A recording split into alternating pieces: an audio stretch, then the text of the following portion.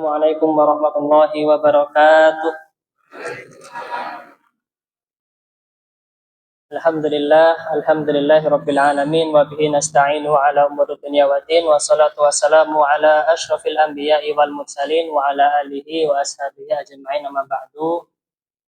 Para jamaah ya, Bapak-bapak, ibu-ibu yang saya hormati, yang semoga Allah terus berikan perlindungan kepada panjenengan semua. Allahumma amin. Alhamdulillah ya. Ini kajian judulnya itu kan fikih puasa nih. Alhamdulillah kita mengaji puasa ini, datangnya panjenengan ke sini ini membuktikan kesungguhan panjenengan dalam menyambut bulan Ramadan. Ibarat bulan Ramadan itu tamu spesial. Panjenengan itu berusaha menyiapkan beres-beres rumah panjenengan yang akan nanti disinggahi oleh tamu tersebut. Berarti sekedar datangnya panjenengan ke sini, walaupun nanti nggak paham, ya panjenengan tetap ya mendapat pahala yang lebih besar daripada orang-orang yang nggak hadir dalam kajian ini, ngaten nggih. Jadi tidak ada yang rugi. Pulang dari sini ditanya, entah istri ditanya suami atau suami ditanya istri, oh isi pengajiannya opo gitu kan. Paham bu, sebenarnya aku melu jago nggak gitu kan. Nah, nggak apa-apa ya. Makanya nanti ini kan pertama ya saya pribadi dan panjenengan semua, kita niatkan kajian kita kali ini itu untuk bisa memberikan persembahan, memberikan hidangan, memberikan pelayanan terbaik untuk tamu spesial bulan Ramadan. Kita niatkan itu, kemudian terlebih karena ini bukan sekedar kajian biasa. Kenapa? Kalau kajian biasa, jangan pun sering dengar keutamaan puasa, ya kan, pahalanya sekian. Ini kita bukan bahas itu. Ya nanti kita bahas. Tapi nanti kita lebih bahas dalam. Apa? Yang pertama, syarat-syaratnya harus terpenuhi untuk bisa diterima puasanya. Kemudian yang nggak kalah penting yaitu pembatal-pembatal apa saja yang bisa merusak puasa kita. Nah ini nanti perlu fokus ya. Tapi insya Allah nanti kita usahakan kita permudah materi yang akan kita sampaikan pada kesempatan hari ini. Ini kan jadwalnya kan 2 hari, jadwalnya 2 hari. Tapi sepertinya kalau saya melihat, ini saya pernah mengisi di Temanggung itu 2 hari itu sekali pertemuan itu 2 jam. Nah itu pun masih gantung-gantung ya. Dan buku yang akan kita baca ini baru jilid pertama. Jilid pertama aja sudah segini tebelnya. Ada 3 jilid ya. Ini jilid pertama, nanti ada jilid kedua. Ini bab ibadahnya di sini. Kemudian nanti jilid kedua muamalah, jual beli. Nanti bab ketiga tentang nikah dan jinayat, tentang denda atau hukum pidana. Nah, yang kita baca ini nanti adalah madhab Syafi'i, ya, fikih madhab Syafi'i. Tapi nanti kita akan paparkan pendapat madhab yang lain. Jadi kita belajar madhab Syafi'i, tapi nanti kita akan paparkan pendapat madhab yang lain, sehingga panjenengan jangan bingung, ya. Atau panjenengan tidak sekedar, pokoknya enek sing ngolehke, ada yang membolehkan. Yang penting ada yang membolehkan. Bukan masalah itu. Kalau panjenengan bisa memastikan, yang saya ambil pendapat itu madhabnya madhab Syafi'i. oh yang saya ambil itu bukan pendapat madzhab Syafi'i misalkan atau Hambali. Nah, itu lebih bagus gitu ya. Karena jenengan bukan sekedar ikut-ikut. Nah, untuk pertemuan kali ini insya Allah kita masuk di pembahasan eh, sejarah dan fadilah ya. Nanti kalau cukup baru kita lanjutkan. Nah, sejarahnya disyariatkannya puasa itu yaitu ketika kapan?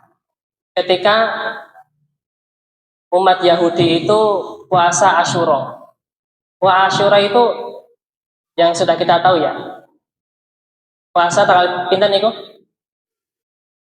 10 10 apa? Muharram apa Dzulhijjah? Muharram gitu. Nanti kalau Dzulhijjah apa? Arafah. Ya. Nah, jadi ketika umat Yahudi, umatnya Nabi Musa itu berpuasa di Asyura, kenapa kok mereka berpuasa? Karena pada hari itu Nabi Musa itu diselamatkan dari kejaran Fir'aun. Fir'aun mengejar Nabi Musa itu sampai ke Laut Merah. Nabi Musa diberikan mukjizat, diberikan tongkat, kemudian bisa membelah air laut. Nabi Musa sama pengikutnya bisa lewat sampai sudah sampai di seberang laut. Nah, Fir'aun dan bala tentaranya masih di tengah-tengah lautan. Akhirnya Allah kemudian tenggelamkan Fir'aun. Hari itu menjadi hari besar bagi kaum Yahudi. Makanya mereka berpuasa dalam rangka itu. Kemudian Nabi Muhammad melihat itu, merasa iri. Kemudian Nabi Muhammad berkata kepada para sahabat, wahai sahabat, sebenarnya kita itu lebih layak untuk berpuasa di hari itu daripada mereka. Kenapa? Karena kita yang lebih dekat kepada Nabi Musa. Sedangkan kaum Yahudi itu sudah melenceng dari ajaran Nabi Musa. Maka kemudian Allah turunkan ayat di Al-Baqarah ayat 184. Ya kan? Setelah apa? Setelah ayat A'udzubillahi minasyaitonirrajim, kutiba alaikumus syiyama kama kutiba alal ladzina min qablikum la'alakum tattaqun. Kemudian ayyamam ma'dudah. Ya. Itu di ayat 184. Kemudian saat sudah meniru ya, Allah turunkan ayat ayyamam ma'dudat. Allah langsung berikan syariat puasa, tapi lihat bagaimana Islam itu memberikan syariat kepada hambanya. Ayyamam ma'dudat artinya itu hari-hari yang tertentu. Jadi enggak langsung Allah menurunkan sebulan penuh, enggak. Kalau sebulan penuh pasti berat. Bentuk rahmatnya Allah kepada hambanya, Allah menurunkan mensyariatkannya itu bertahap, yaitu udah hari-hari tertentu saja, menunjukkan oh iya ada syariat puasa, tapi cuman beberapa hari saja, gitu, nggak langsung 1 bulan. Nah saat meniru puasa, lihat bagaimana orang Yahudi. Orang Yahudi langsung berkata seperti ini kepada kaumnya. Lihat itu kaumnya Nabi Muhammad. Syariatnya itu ikut-ikutan. Kiblat saja ikut kita, yaitu menghadap Baitul Maqdis, Masjidil Aqsa di Palestina. Jadi kiblat pertama kita itu ada di Baitul Maqdis, Pak. Bukan di Ka'bah, bukan di Ka'bah. Kemudian orang Yahudi ini melanjutkan. Sekarang lihat, kiblat sudah ikut-ikutan, puasa juga ikut-ikutan. Bagaimana? Saat itu hati Nabi Muhammad itu sangat lemah gitu kan. Gimana ini? Gimana ini? Kemudian Allah langsung turunkan mensyariatkan ayat setelahnya, ayat 185. Syahrul Ramadan alladzi unzila fihi al-Qur'an hudal linnas wa bayyinatin minal huda wal furqan. Bulan suci Ramadan yang kami turunkan, yang diturunkan kepada manusia sebagai petunjuk, ya kan? Kemudian setelahnya apa? Faman syahida minkum syahra falyasum. Barang siapa yang mendapati hilal, maka berpuasalah. Ini baru syariat wajib di sini. Ya. Bentuk hiburan kepada Nabi Muhammad, Allah nih tak kasih syariat wajib bahkan. Kalau Asyura kan sunnah, langsung dikasih yang wajib, yaitu bulan Ramadan. Dan kemudian di ayat yang lain, yaitu kemudian kiblat yang tadinya di Baitul Maqdis kemudian dipindahkan ke Masjidil Haram atau di Ka'bah. Ya. Jadi itu sejarahnya, sejarah disyariatkannya puasa. Kemudian timbul pertanyaan, apa itu puasa? Ya kan? Apa itu? Apa itu puasa? Nah, kita baca. Qala al-musannif rahimahullahu taala, ya semoga Allah merahmati sang penulis ini. Beliau mengatakan as-shaumu secara bahasa itu mutlaqul imsak, artinya menahan. Secara bahasa puasa itu menahan. Dalilnya apa? Dalilnya dari surat dalam surat Maryam, ya kan? Ini nadartu lirrahmani sauman. Maryam itu mengatakan saya bernadar kepada Zat Ar-Rahman untuk sauman. Nah, sauman ini apa? Falan ukallimal yauma insiya. Maka aku tidak akan berbicara saat hari ini juga kepada orang lain. Jadi puasanya Maryam itu sauman dalam ayat ini bukan puasa, tapi menahan untuk tidak berbicara kepada orang lain, gitu. Secara bahasa. Nadartu imsakan anil kalam. Aku bernadar menahan dari berbicara. Secara syariat ini yang kemudian yang dimasukkan secara puasa itu secara syariat itu apa? Al-imsaku an jami'il mufattirat. Menahan dari segala pembatal. Ya, menahan dari segala pembatal. Pertanyaannya, pembatal itu apakah hanya makan minum? Tidak. Nanti akan dibahas. Banyak, Pak. Mufattirat itu yang membatalkan itu banyak. Tidak hanya makan minum. Nanti kita akan mengetahui. Al-imsaku an jami'il mufattirat, menahan dari segala pembatal. Langsung saya terjemahkan nggak apa ya? Dari mulai terbitnya fajar sampai terbenamnya matahari dengan niat yang khusus. Nah, bayangkan ada 3. Pertama, jenengan menahan dari segala pembatal. Ada 3 rukun. Itu yang pertama. Yang kedua, dari terbitnya fajar sampai terbenamnya matahari. Jadi nggak boleh kalau puasa jam 5, sedangkan terbitnya jam 4. Atau jenengan buka puasa jam 5, atau sebelum maghrib tinggal 1 menit, itu juga nggak boleh. Harus jenengan yakin kalau matahari sudah terbenam. Ini jangan jadi patokan, Pak, kalau jam ini. Ya, kadang jam itu kelebihan, kadang kekurangan. Ya, nanti kita akan bahas lebih lanjut. Yang pertama, menahan dari segala pembatal. Rukun kedua, dari terbitnya fajar sampai terbenamnya matahari. Rukun ketiga apa? Dengan niat yang khusus. Berarti kalau nggak niat, sah nggak kira-kira? Kalau nggak niat, sah nggak? Ragu-ragu ya. Ya. Sah? Ya, nanti. Nah, ini. Kalau secara fikih ini nggak sah. Tinggal kapan orang itu nggak niat, tapi dikatakan niat. Nanti akan dibahas. Intinya harus niat, karena nggak ada bedanya. Nanti ada kondisi orang itu menahan nggak puasa, tapi dia tuh nggak niatnya nggak puasa. Ada puasa apa? Nek kan biniatin maksusoh, dengan niat khusus. Berarti harus niat dan harus lillahi ta'ala. Ada nggak yang puasa selain Allah? Ada nggak yang puasa untuk selain Allah? Ada nggak kira-kira? ada puasa putih, puasa lainnya. Nah, ngoten nggih. Ya, dan yang lainnya. Nah, niat nanti kita akan bahas ya. Kapan orang itu nggak niat, tapi dikatakan sudah berniat, nah, itu nanti ada pembahasannya ya.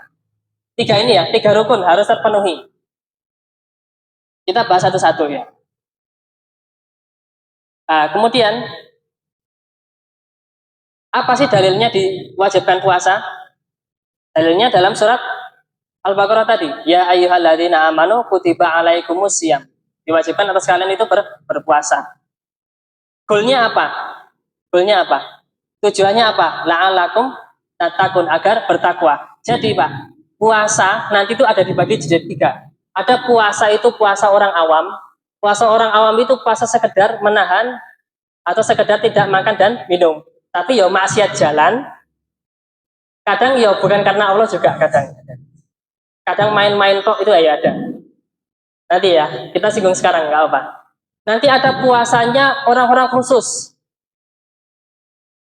Puasanya itu nggak sekedar menahan makan minum, tapi juga menahan apa?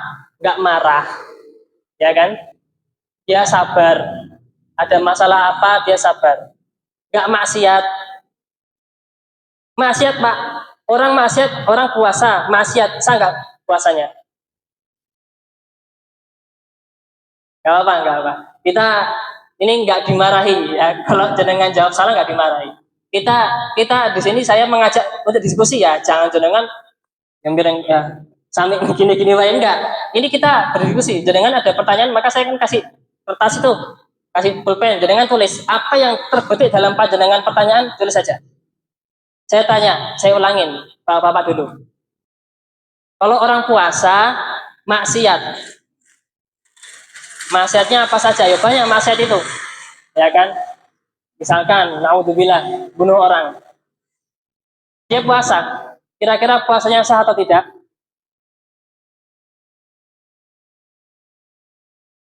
Sah, tapi nilainya nggak begitu. Yang sah, ya. Yang putri sah tapi kurang sempurna. Oh ya, ya, ya.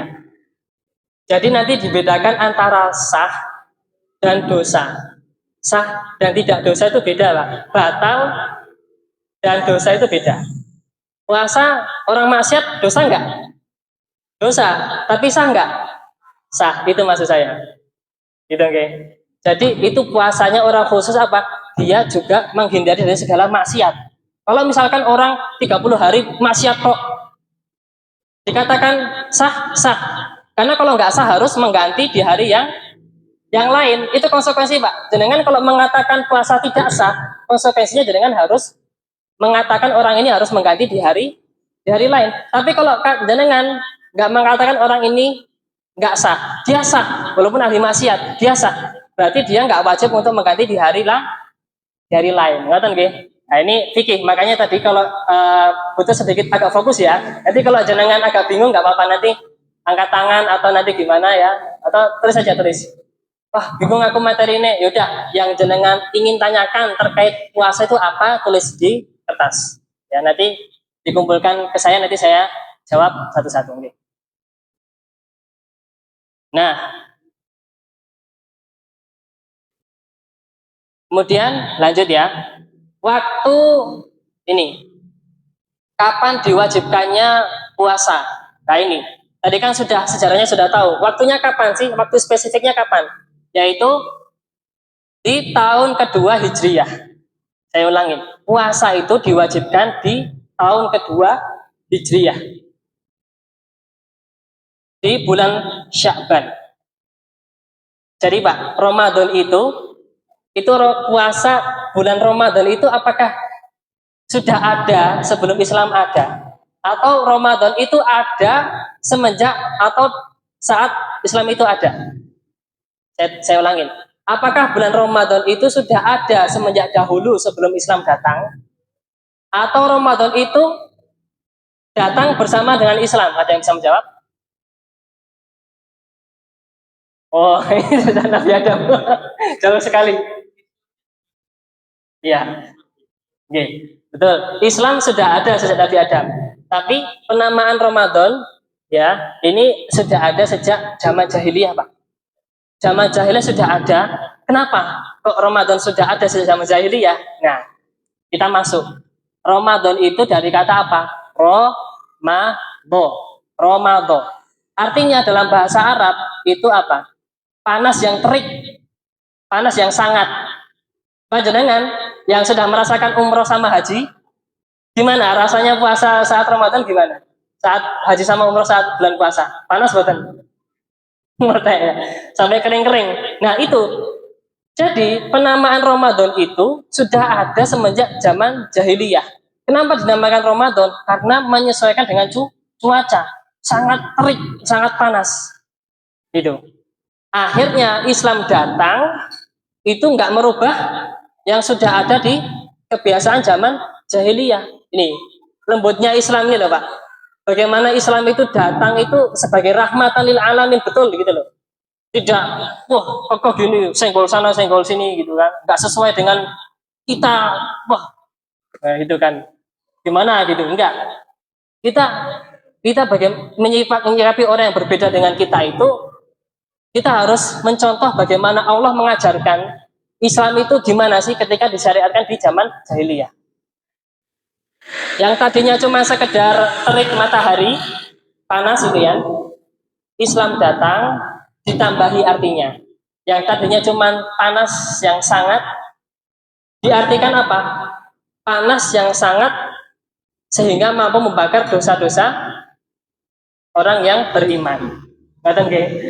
Panas yang sangat sehingga bisa membakar dosa-dosa orang yang beriman. Itu Islam datang. Seperti itu, Pak. Ngaten nggih?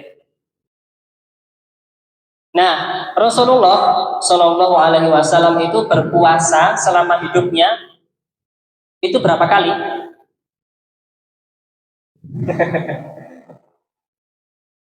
29. Rasulullah itu berpuasa bukan 29. 9 kali Ramadan ya. 8 itu 8 29 hari, yang satu 30 hari. Oke, saya ulangin. Rasulullah itu puasa dalam hidupnya itu 9 kali, 8 itu 29 hari, satu 30 hari. Oke. Nah, cukup. Fadilahnya apa sih puasa, Pak? Jenengan puasa buat apa sih? Ditanyakan. Jenengan kalau mau dapat fadilah hadis man shoma ramadhana imanan wa ihtisaban ghufira lahu ma taqaddama min dhanbi. Barang siapa yang berpuasa dengan iman dan berharap, maka Allah hapus segala dosa-dosanya, segala yang sudah ia perbuat. Syaratnya apa, Pak? Imanan wahtisaban, iman berharap. Aneh. Sekarang gimana kita bisa beriman kepada Ramadan? Gimana sih? Bagaimana kita bisa mengimani puasa itu gimana? Ya kita tahu, kita tanyakan, loh kamu puasa itu karena siapa? Oh karena Allah. Oke. Bukan karena ikut-ikutan, bukan. Bukan karena nggak enak sama tetangga, nek raposo orang enak. Bukan. Aku karena Allah. Oke. Berarti imanan. Nah imanan biar bisa meningkat gimana? Biar bisa meningkat keimanannya. Kita tanyakan fadilah puasa seperti apa? Oh, fadilah puasa itu banyak, ya kan? Salah satunya apa? Dalam hadis qudsi, Allah berfirman melalui sabda, melalui lafadznya Rasulullah apa? Kullu amali ibni Adam lahu illa siyam. Segala amal perbuatan Nabi umat Bani Adam, anak Adam itu kembali kepadanya sholat.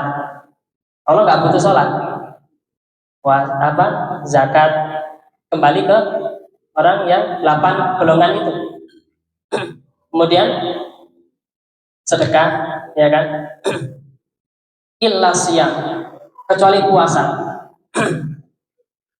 fa innahu li wa ana ajzi bihi. Segala amal ibadah itu kembali ke manusia kecuali satu, yaitu puasa. Puasa itu untukku kata Allah, dan aku yang akan langsung membalasnya. Dalam hadis lain, kullu hasanatin bi asyri amsalihha. Segala amal perbuatan itu Pak dikalikan 10. Sampai ila sab'ini ati di'fin, sampai 700 kali lipat. Ya kan? Wa ila at'afin katsirah, dan bahkan lebih dari itu.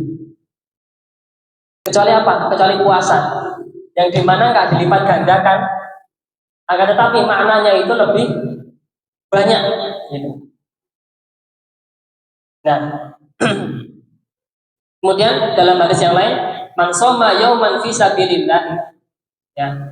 Barang siapa yang berpuasa di jalan Allah, ba'adallahu minhu jahannam. Allah akan jauhkan dia dari dia dan jahannam masih rotan mi'ata'am, sejauh perjalanan 100 tahun.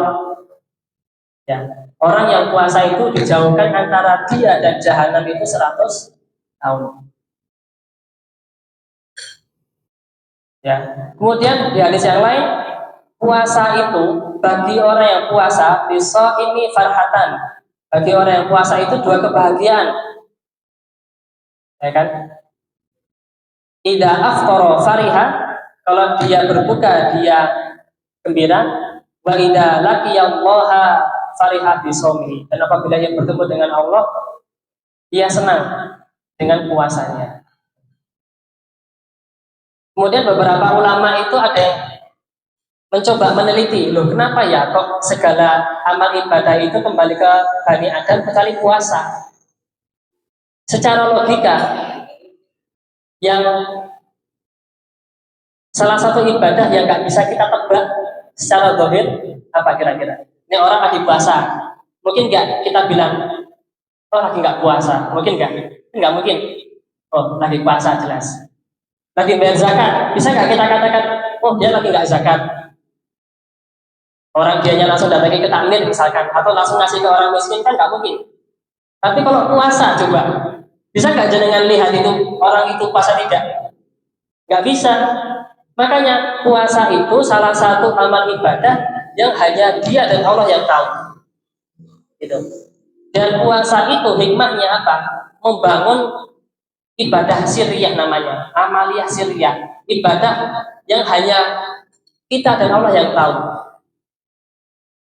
Oke. Nah, oke, kita masuk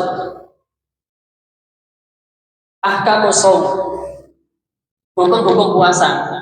Jadi hukum puasa itu banyak Pak. As-shaumu ta'tarihil ahkam al-arba'ah. Puasa itu terkena 4 hukum. Yang pertama, puasa itu bisa dikatakan wajib. Yang kedua, puasa itu bisa menjadi sunnah. Puasa itu bisa menjadi makruh. Puasa itu bisa menjadi haram. Jadi jenengan nek puasa, jenengan lihat, iki aku nek puasa iki itu ganjaran ora yo. Nek ganjaran kan berarti kan wajib sama sunnah. Nah, nek jenengan puasa, ternyata jenengan puasanya makruh. Berarti kalau jenengan nggak puasa dapat pahala, kalau puasa nggak dapat pahala, ya kan? Udah susah payah menahan, nggak makan minum dari pagi sampai maghrib, ternyata nggak dapat pahala, atau bahkan haram. Niatnya mau dapat pahala, malah dapat dosa. Nah, kita rinci. Puasa itu wajib, dan itu ada 6 kondisi. Puasa wajib itu ada 6 kondisi. Yang pertama, puasa Ramadan, sudah kita tahu. Yang kedua, puasa qadha. Jenengan nek mengqadha, jenengan nggak puasa di bulan Ramadan, jenengan harus mengqadha. Nah, qadha itu wajib. Ya. Kemudian puasa kafaroh, ya. Puasa kafaroh itu puasa yang sebabnya itu jenengan melanggar ketentuan yang sudah ada. Gitu. Contohnya apa? Kafaroh dihar. Dihar niku napa? Dihar. Ente sing ngertos?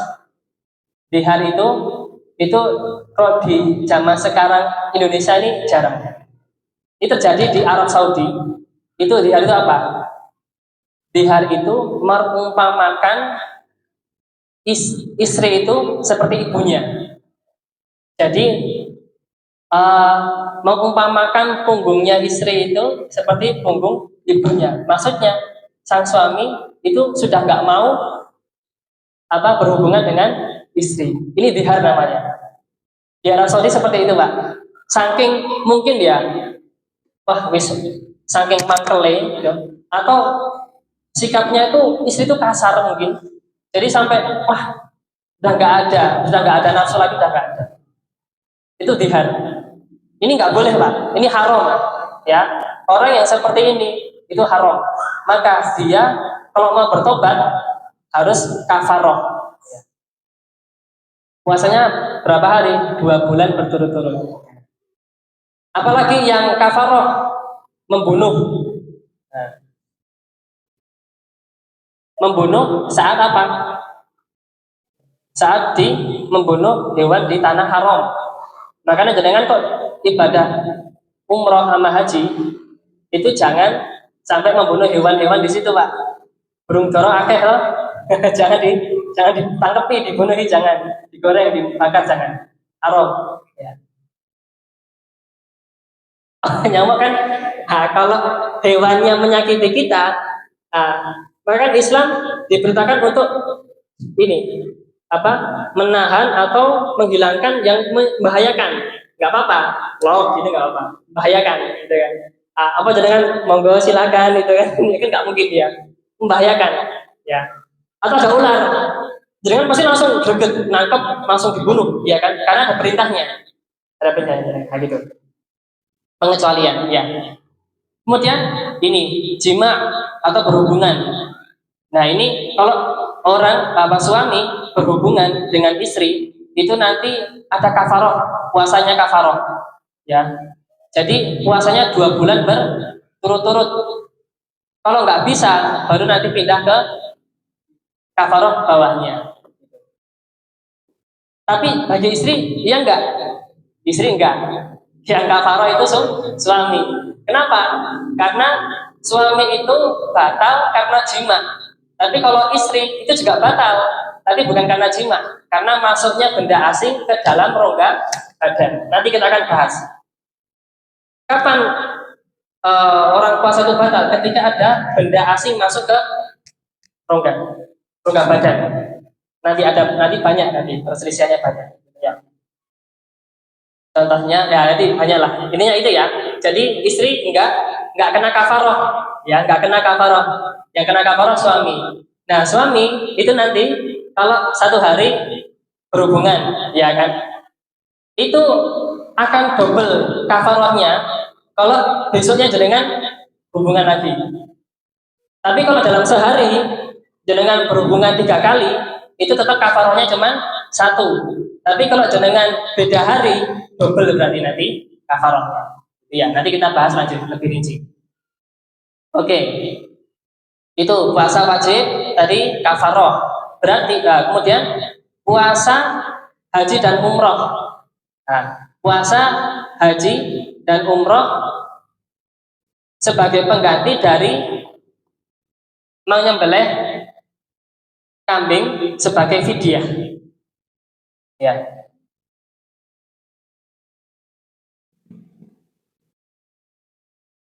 Nah, nanti ada haji dan umroh itu wajib untuk menyembelih kapan? Ketika hajinya itu qiron sama tamattu. Kalau dia nggak bisa, ada kondisi dia itu wajib menyembelih tapi kok nggak bisa, maka di kafaroh. Apa kafarohnya? Ya kan? Puasa 10 hari. Ini kafaroh, ini wajib. Ya, 3 hari saat di sana, 7 hari saat pulang. Ya, ini masuk kafaroh wajib, gitu ya. Kemudian yang kelima, puasa istisqa. Apa itu istisqa? Puasa minta hujan.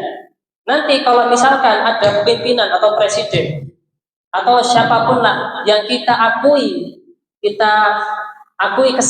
sahnya kepemimpinan tersebut, maka ketika pemimpin ini menginstruksikan besok kita puasa 3 hari, karena istisqa itu dilaksanakan setelah puasa tiga hari, maka hukumnya ketika hakim atau pemimpin sudah mengatakan itu, memutuskan itu, maka wajib seluruhnya untuk berpuasa. Okay. Yang keenam, nadar. Nadar itu apa? Sesuatu yang tidak wajib bagi diri panjenengan, tapi jadi wajib. Contohnya, aku nek daganganku laris, aku tak poso sedino. Ini dia nggak wajib aslinya, tapi karena dia mengucapkan atau istilahnya itu aku nek iki laris tak puasa. Nah, ini jadi wajib bagi dia. Yang tadinya tidak wajib jadi wajib karena dia yang mewajibkan. Nah, ini wajib. Berarti Pak, nek puasa wajib yang tadi Ramadan, qadha, kafaroh, puasa di haji dan umroh, istisqa sama nadar, itu kan wajib. Konsekuensinya apa? Konsekuensinya berarti harus niat di malam hari. Nggak boleh wah habis subuh ya jangan ke dapur nggak ada makanan, wah aku nggak niat poso. Poso apa? Puasa ya diwajib ini kafaroh atau qadha atau nadar, ini nggak bisa Pak, nggak bisa. Karena ini jatuhnya puasa wajib. Kalau puasa wajib malamnya itu jenengan harus niat. Dari kapan? Dari mulai maghrib, awal startnya itu maghrib sampai nanti sebelum fajar. Ya. Apakah harus dilafadzkan? Tidak. Cukup niat aku arep poso sesuk. Itu sudah cukup. Ya. Nanti akan kita bahas kasusnya ya. Jadi gini, kapan sih orang itu dikatakan sudah niat, walaupun secara dohir dia nggak niat? Kapan? Kalau Ustaz Aminur Bais, beliau mengatakan kapan orang itu dikatakan sudah niat, walaupun dia itu dohirnya itu belum niat. Kapan? Ketika ada kemauan, ada keinginan untuk puasa besok, gitu. Jadi misalkan ini anggaplah ini Ramadan, jadi kan puasa buka kan ada keinginan untuk puasa lagi besok. Nah itu nggak perlu niat dalam hati, itu sudah masuk, sudah dikatakan dia itu sudah berniat. Katakan gini, sekedar dia itu ada keinginan kuat, gitu, azm namanya, gitu. Tapi lain halnya kalau kayak gini Pak, puasa Ramadan nih jenengan itu ragu-ragu. Kenapa? Karena besok mau safar, mau balik kampung, ya kan, mau mudik. Jenengan ragu-ragu malamnya kan, aku harus poso pora yo, ya kan? Bingung, aku harus poso pora. Nah, keraguan jenengan itu dari mulai maghrib sampai jam 10 ragu-ragu. Wah, masih ngebel sana sini, ngebel yang di sana. Gimana, jadi nggak ini ngebel keluarga atau ngebel tujuannya? Jadi nggak. Sampai jam 10 jenengan ketiduran. Bangun-bangun jam berapa? Setelah adzan subuh baru bangun. Dia akhirnya apa? Wah, ternyata rasido, nggak jadi ternyata. Ternyata sananya cancel. Ditunda besok aja kayaknya, yang di sana belum siap. Nah, berarti kan dari mulai maghrib ragu-ragu sampai jam 10. Jam 10 tidur, bangun setelah adzan subuh. Kira-kira udah niat belum? Udah niat belum? Belum. Sah nggak? Sah nggak? Nggak sah. Nggak sah Pak. Karena dari awal sudah nggak ada keinginan untuk puasa kan? Nah, dia maunya kan batal, orang mau safar besok kan? Ragu-ragu sampai jam 10 ketiduran. Bangun-bangun jam 5. Ternyata nggak jadi. Nah ini dia nggak sah puasanya. Tapi apakah boleh makan? Saya tanya lagi, boleh makan nggak?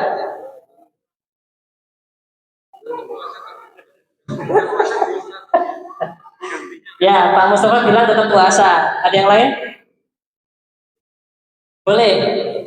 Oh, Pak Salman boleh. Ada lain? Ya, gini Pak, nggak sepenuhnya benar, nggak sepenuhnya salah. Pak Mustafa puasa, yang benar bukan puasa, tapi menahan. Yang benar bukan puasa, tapi menahan. Karena percuma dia puasa nggak sah. Tapi karena Ramadan itu bulan mulia, dia harus menahan. Ya, bayangkan, wis udah nggak nggak jadi safar, ya bangun kesiangan, dikon nahan sampai maghrib. Nah ini konsekuensi yang harus kita tahu. Ini nggak banyak umat Islam tahu. Tahunya, aku wis raposo, rapopo lah, madang. Ini nggak boleh sebenarnya. Nanti kita akan bahas. Namanya imsak. Ya. Kalau makan sengaja dosa. Dosa dia. Walaupun tetap kodok tetap kan dia wajib mengganti, ya kan? Dia wajib mengganti plus kalau dia sengaja makan dapat dosa. Oke. Kalau ada yang nggak paham nggak apa-apa ya, tulis nanti ya. Karena ini fikih ini harus jelas. Namanya fikih itu harus jelas Pak. Karena terkait sah tidaknya suatu amalan. Fikih itu seperti itu, ya, bukan sekedar kuping, ya. Harus pakai otak itu loh, harus berpikir. Oh iya iya, oh iya iya gitu. Gitu ya.